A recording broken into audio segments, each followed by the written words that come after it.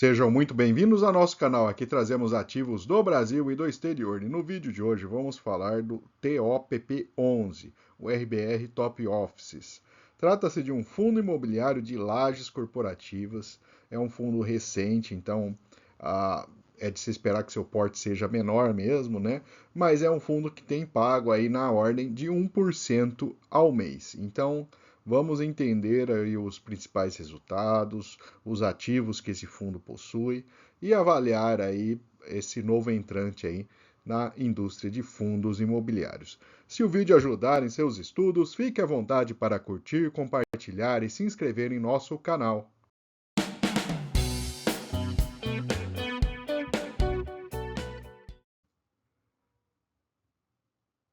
Vamos começar então falando dos indicadores operacionais. Bom, esse fundo ele possui dois prédios corporativos, um total de 12 mil metros quadrados.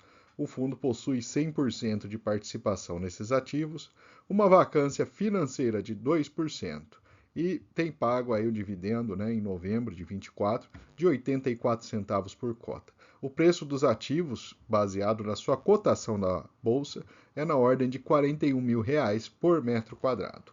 E aqui temos uma visão, né, dos dois ativos, o Metropolitan e o Platinum. O Metropolitan totalmente ocupado e o Platinum com algumas lajes vagas e outras aí com a expectativa de que fiquem vagas. Então, esses são os dois ativos, a vacância física de 5,2% e o aluguel médio aí na casa de R$ 290 por metro quadrado. Aqui temos um histórico mais longo desses ativos, né?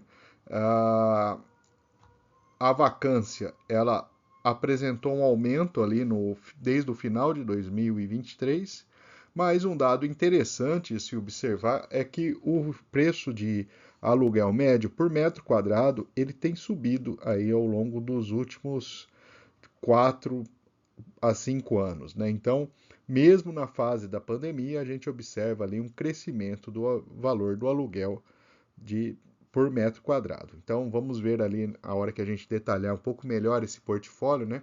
Trata-se de uma região bem específica, então ele acaba seguindo aí essa característica que diverge um pouco aí da situação de alguns outros fundos imobiliários que apresentam ativos ali que tiveram um aumento muito acentuado da vacância, principalmente aí ao longo do ano de 2020.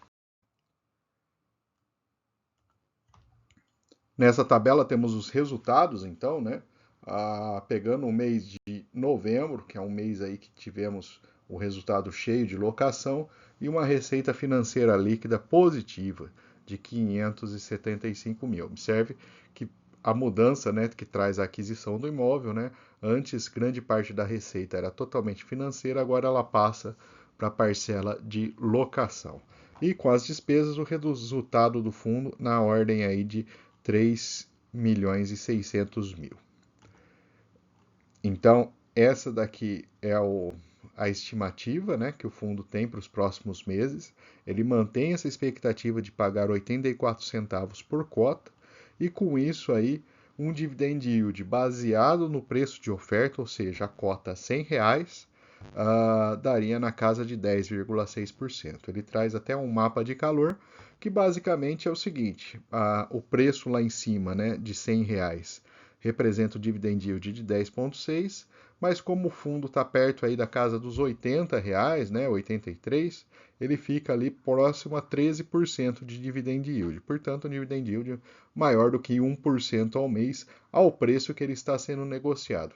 É um detalhe importante, né? Quem entrou ali na emissão de cotas, né, teve uma perda ali de 20%. Então, mesmo com um bom dividend yield, até o investidor lá de trás recuperar esse investimento, né, acaba levando um pouco mais de tempo. Então, esse é um ponto de atenção também, né? Observar esse movimento do mercado, entender se de repente ele é uma característica do fundo ou a situação macro de maneira geral.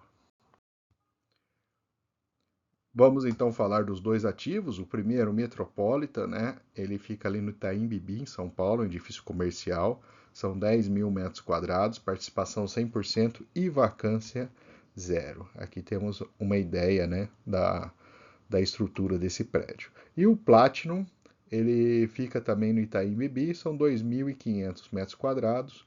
O fundo tem participação de 100% e uma vacância de 25%. A gente já viu naquele mapa que, de fato, o Platinum ele tem algumas lajes ali que estão vagas nesse momento. Já nessa outra tabela, temos aqui as cotas, foram emitidas 4 milhões e meio de cotas, ao patrimônio líquido de 98 e uma final de período ali, fechamento de novembro, a cota a R$ 83. Então, o fundo, no seu curto tempo de negociação, ele teve uma variação negativa bem importante aqui. Esse é um ponto. E mesmo considerando o rendimento mensal, acaba resultando aí em um investimento com retorno negativo para o investidor. Lembrando que nós estamos falando também de um prazo muito curto, né? O investimento de fundo imobiliário não é para você fazer trade, né? Você negociar em questão de poucos meses. É um investimento com um horizonte bem mais longo do que isso. Vamos falar então do local onde são localizados os dois empreendimentos, né? Ele fica aí nessa região, né, próximo à Faria Lima, Marginal Pinheiros, né? Região aí de Itaim Bibi, Vila Olímpia, né? Próximo aos Jardins. Aqui temos a posição dos dois prédios em azul. Temos ali a Avenida Faria Lima, que é uma referência na região. E aí temos a 100%, portanto, aí, em dois edifícios que ficam geograficamente bem próximos. A exposição setorial, gestora de recursos humanos 31%, holding 22%, family office 21%. Então, esses são os principais inquilinos e grande parte aí dos contratos, 53%, tem vencimentos depois de 2028.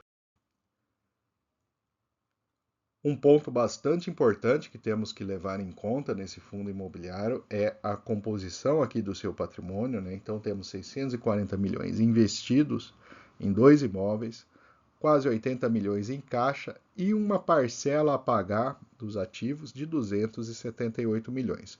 Lógico que essa parcela deve sofrer correção, né? Então temos aí um valor importante que o fundo vai precisar despender mais para frente ali para cumprir com as obrigações de aquisições desses imóveis. E, portanto, eu acredito que o fundo deva fazer mais emissões justamente para pagar esses compromissos e com isso vai acabar diluindo aí o rendimento dessa cota. Então, esse é um ponto de atenção bastante importante e o cotista que fizer o investimento tem que ter em mente que muito provavelmente o fundo lá na frente vai precisar fazer nova emissão, captar mais recursos para pagar essas obrigações financeiras. Vamos trazer então um gráfico, né, o fundo sendo negociado aí desde outubro e nesse período praticamente aí só queda, né, chegando aí a R$ 78. Essa é a cotação mais atual. Dividend yield, lógico, ele pagou 2 meses só, né, deu 1,95. Não tem ainda o período de 12 meses. Liquidez média diária chama atenção, R$ 1 milhão de liquidez para um fundo novo, né? É uma liquidez bastante relevante, são 5 mil cotistas. E aqui temos os pagamentos, né? O pagamento dele foi acima de 80 centavos, foi 84 centavos, por uma cota de R$ 78. Ou seja, né, ele pagou e pretende pagar nos próximos meses 1% em cima do valor da cota atual. Então, esse é um dado positivo para o fundo, né? Mas lembrando que temos aquela questão, especialmente ali, do pagamento futuro que ele tem que fazer, e isso deve penalizar o investidor. Trazendo então a comparação com outros fundos de lajes da Bolsa, né? Podemos considerar aí que o top 11 ele está na casa de 12 a 13%, né? 13% de dividend yield. Ele perde somente para o BRCR11, né? Que é um fundo que está bastante descontado também, apanhou muito do mercado recentemente, né?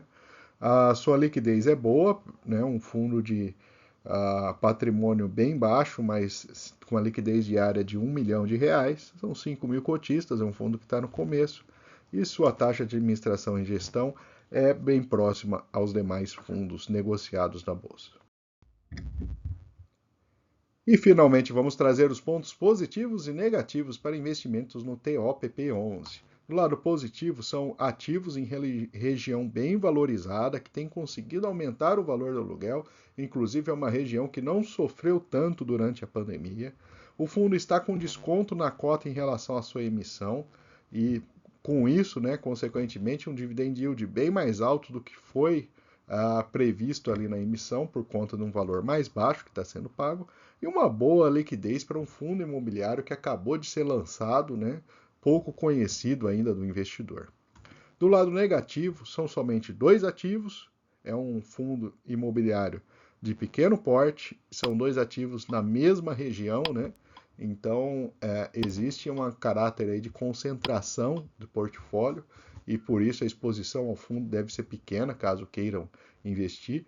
O fundo tem uma parcela muito relevante a ser paga até 2026, devido à aquisição dos ativos. Muito provavelmente o fundo deve fazer novas emissões de cota e aí essa emissão deve diluir ali a participação do investidor e cair o rendimento mensal que o investidor recebe. E um fundo bastante novo e, portanto, não temos um histórico relevante ainda para avaliar um comportamento mais longo de histórico de variação de cota, como temos com outros fundos de laje da Bolsa. Então, é um fundo que tem um grau de risco, ele paga um dividend yield mais alto, mas tem um grau de risco maior também. Esses são os principais pontos identificados no TOPP11.